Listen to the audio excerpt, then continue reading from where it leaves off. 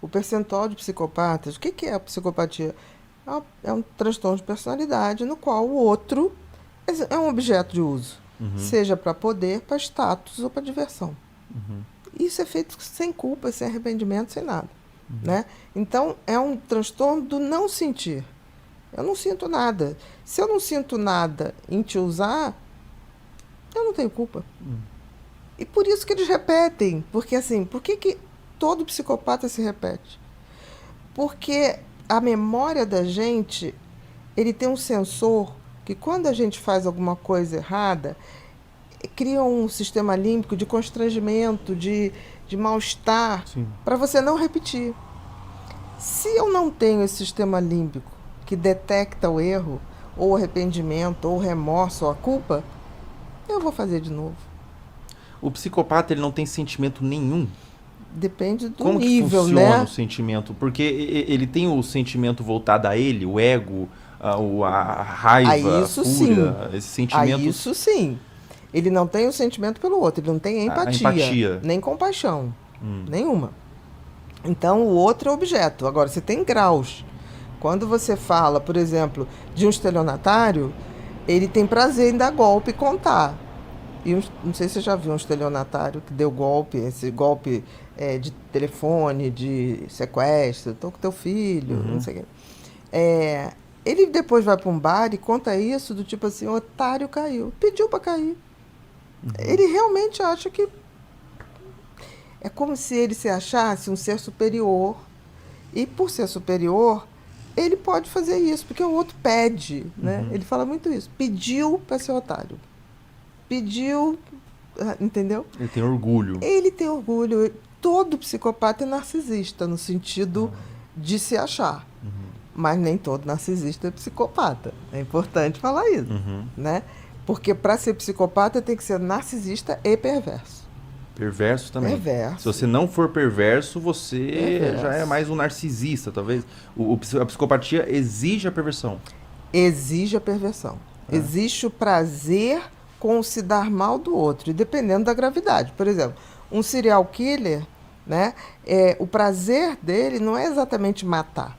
Ele tem um ritual de tortura, de domínio da vítima. A vítima sofre muito antes de morrer. É, porque o que dá gozo pro serial killer não é o ato de matar ou eliminar aquela pessoa, é o ato de subjugar e decidir a hora que aquela pessoa deixa de existir. Tanto que o Ted Bundy, que foi durante muito tempo um dos maiores serial killers dos Estados Unidos, hoje já tem outros que passaram, mas durante muito tempo foi o maior, ele dizia que no tribunal ele falava assim, eu sou Deus. Aí Eu o sou juiz Deus. chegou e falou assim, mas como você é Deus? Ué, eu decido a hora que a pessoa vai morrer. Quem decide a hora da pessoa morrer é Deus. E ele falava isso como se fosse um galã. E o Ted Bundy foi o primeiro, e foi quando a televisão começou a existir. E aí o caso começou a ser televisionado. Ele sacou que ele podia usar a televisão, que hoje seriam as redes Uhum. sociais, para criar um discurso de que ele era vítima. E ele era um cara bonito na época, pro padrão da época.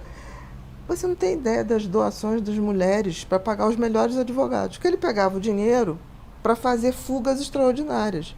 Porque ele tirou todos os advogados e depois ele fez a defesa dele. Caramba. É muito interessante a história. Ele era muito inteligente. Cognitivamente, eles são inteligentes. Ou seja, eles sabem o que fazem com o que fazem e na hora que fazem. É tudo. Não tem um acaso. O pedófilo, por exemplo, quando ele vai pegar uma criança, ele sabe quem é o pai, ele sabe quem é a mãe, ele sabe o horário que a criança chega, a escola que estuda, tudo. O que gosta, o que não gosta. Ele Tudo, investiga a tudo, vida da tudo. vítima. Não é nada por acaso. Não é assim, foi ali na esquina. Não, não foi. Então, assim, é calculado, porque tem gente que fala assim, coitado. Eu já recebi mensagens assim, coitado, mas de repente ele tem um trauma e ele faz isso porque ele não se controla. Um psicopata, ele calcula o que ele faz. É muito calculado, é muito. Ele manipula, calcula e faz direitinho. Não é o acaso. E o sentimento dele, pelo que você me falou, é um sentimento de dominação De mesmo. Ele não tem poder. prazer sexual, talvez? É um sentimento... Mas não é o sexual como a gente. Ah, é? Não. O prazer que seria parecido com o sexual é o de dominação, é de ver o outro sofrer. Tanto que a maioria de serial killers, eles não, se a vítima não implora para viver, ele não gosta muito, ele quer aquela subjugação mesmo. Pelo amor de Deus, não me mata. Naná, naná. Aí ele vai torturando, ele vai e de uma maneira como se fosse um game. É como ganhar um game. Doideira. É uma cabeça completamente É diferente, incompreensível para quem não é. né? É difícil de compreender. Eu me lembro que Mentes Perigosas foi um livro difícil de escrever. Mentes Perigosas. Esse livro você relata, você fala sobre os psicopatas, os serial killers e tudo mais. Exatamente, com casos verdadeiros. E foi dificílimo, talvez tenha sido o livro mais difícil de escrever, porque todos os outros livros, por exemplo, quando eu escrevi Mentes e Manias, eu falava assim, como é que eu posso fazer para me botar na posição de alguém que tem toque, transtorno obsessivo compulsivo? Então, eu comecei, quando escrevi, a criar rituais do tipo assim, toda 10 páginas que eu escrevo, eu tenho que ir na cozinha, abrir e fechar a geladeira 3 vezes, tomar 2 garrafinhas de água. Gente, no segundo dia eu não conseguia mais fazer o ritual, porque eu falava, caramba, esqueci o ritual, eu tinha que fazer o ritual. Sim. Mas eu sofria com aquilo. Eu tentava sempre experimentar um pouco daquilo que eu estava escrevendo, assim, dentro do que eu podia. Quando eu fui escrever Mentes Perigosas, eu falei, não tem como. Eu vou ter que entender isso racionalmente, mas eu não tenho como sentir Não isso. consigo. Que Era doideira. impossível. É E dava uma quase certa revolta, assim, sabe? E ter que ler cada vez mais e falar, meu Deus, o que é isso? Aí que você vai entendendo que é o domínio do outro. É uma coisa tão animal, é como uma fera que domina. Por exemplo, é como você já viu um tigre, por exemplo, rodeando um alce? Sim. Ele vai rodando, né? Ele vai quase que hipnotizando, ele vai fazendo uma coisa para o ataque. E, de repente, quando o animal vê, ele já está... Ele já pegou. É uma coisa bem animal. Ô, Bia, é muito comum o psicopata? Quantos psicopatas a gente tem ao nosso redor, assim? Existe uma porcentagem, uma coisa existe porque... um percentual, se a gente for levar em consideração todos, tá? Leve, moderado e grave. O grave o serial killer é grave, gravíssimo. Você tem o moderado, que eu digo que são esses caras de golpes milionários, desvios de verba, corrupção. Corrupto quanto mais é um psicopata Esse moderado. é o moderado. E tem o leve, que eu digo que o estelionatário é leve. Ele acaba com quantas vidas? Sim. Quando ele dá o golpe lá nos aposentados.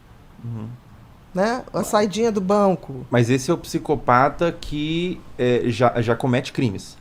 Sim. Existem muitos psicopatas que não são pegos, né? que não são pegos. Existem muitos psicopatas que tá no nosso dia a dia ali, às vezes ocupa um cargo de poder, um pastor, alguma coisa assim. Mas esses psicopatas são filhos, são namorados ou são namoradas, eles têm relacionamento, às vezes são pai. Como que a gente pode se preparar, se resguardar, às vezes, de um psicopata no nosso trabalho, às vezes nosso patrão, às vezes nosso colega de faculdade? Como identificar e como se resguardar dessa questão do psicopata no nosso convívio? Como identificar? Você vai ter que observar o que ele faz e não o que ele fala. Porque o psicopata é bom de falar. Por exemplo, um político muito corrupto, né? Geralmente, quando alguém fala, eu falo assim, ele é ótimo, uma simpatia, eu conheci ele. Eu falei, gente, mas sempre vai ser, né? Eu sempre digo, não olhe para o que a pessoa fala, vê o que ele faz, como ele trata as pessoas das quais ele não depende nada. Por exemplo, eu me lembro que uma vez eu desmanchei um namoro porque o cara era muito bom de papo, e ele deu o carro pro guardador do restaurante guardar, e ele falou, vai entrando para escolher a mesa. Eu falei, fui entrando. Aí eu esqueci a bolsa, que tenho TDAH, esqueço mesmo, voltei. Quando eu voltei, ele estava humilhando o guardador. Achei aquilo tão estranho. Aí sentou na mesa e não falou nada, como se nada Gratuitamente. tivesse acontecido. Mas do tipo assim, cuidado, bota uma coisa para sentar no meu carro, porque o meu carro, você trabalha a vida inteira e você não vai comprar esse carro. Não tinha a menor necessidade Caramba. de fazer aquilo. Uhum. Nenhuma. Como assim, a bunda do cara ia sujar o carro dele? Sim. Couro suja. E pra você era um querido. Maravilhoso. Tava achando aquilo ali. Achei aquilo. Falei, não, mas ele vai me explicar. Deve ter acontecido alguma coisa. O cara xingou ele. Sei lá. Ou ele pegou o cara, sei lá, pegando, arranhando o carro. Alguma coisa. Aí não falou nada a noite inteira. No final eu falei assim, você teve algum problema com o guarda? Não, tive nada. Ele não viu que eu fiz o movimento de voltar e assistir. Nunca mais. Eu dei um perdido, nunca mais. É. Aí a pessoa, mas Bia, só por isso? Eu falei, só por isso? Isso revela as pessoas. Com certeza. Se as pessoas ficassem atentas aí, né? Ao que as pessoas fazem. Existe muito uma questão assim, quer conhecer um bom namorado, observa Ou um bom filho. como que ele Trata trata a a mãe. própria mãe, Exatamente. né? Eu acho que talvez foi você que disse isso.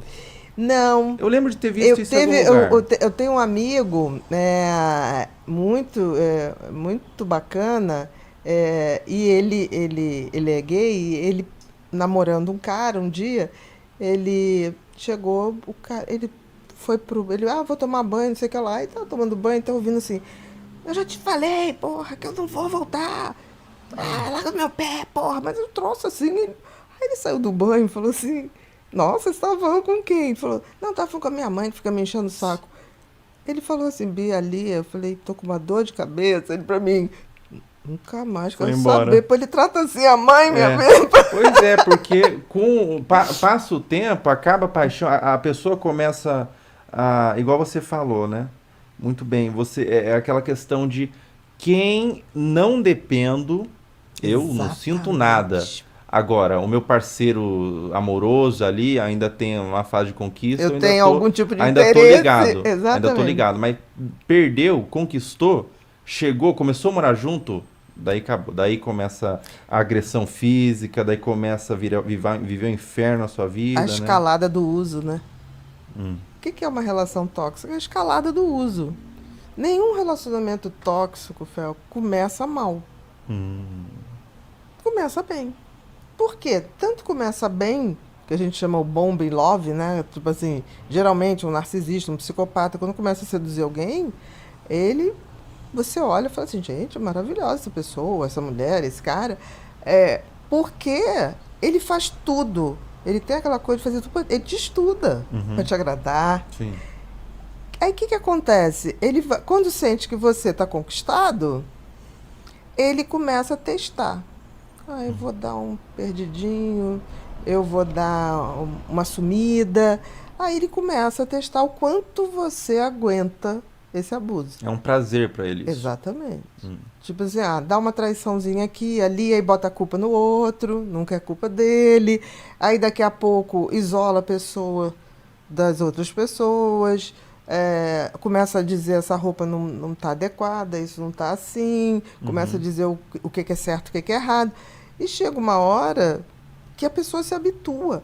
E por que a pessoa fica? Porque ela fica pensando o seguinte, nossa, mas no início era tão bom. A Preso no pessoa passado ali. fica na esperança de que aquela fase super bacana vá voltar. E existe, eu imagino, também um sentimentozinho quando a pessoa é meio agressiva, é meio controladora, um sentimentozinho de medo também do termo, né? Porque você mesmo no seu relacionamento que você teve, você percebeu que o cara não era bacana, não com você, mas com outra pessoa, falou, esse cara pode ser assim comigo um dia, ou se ele é assim com alguém, ele pode ser assim. Ele se mostrou capaz de fazer muito isso. natural ele foi muito natural naquela forma. Já era dele, né? Já era dele. Daí você se afastou naquele momento. Existem pessoas, mulheres, homens, que ficam presos nessa teia por muito tempo. O que você diria para uma pessoa que vive um relacionamento abusivo ou tá começando a achar que o relacionamento abusivo e tá pensando se sai, se termina? O que você diria para essa pessoa? Olha, se essa pessoa é uma pessoa abusiva, não é abusiva só com você. é abusiva também com, já foi abusiva com outras pessoas, é abusiva com pessoas que convive.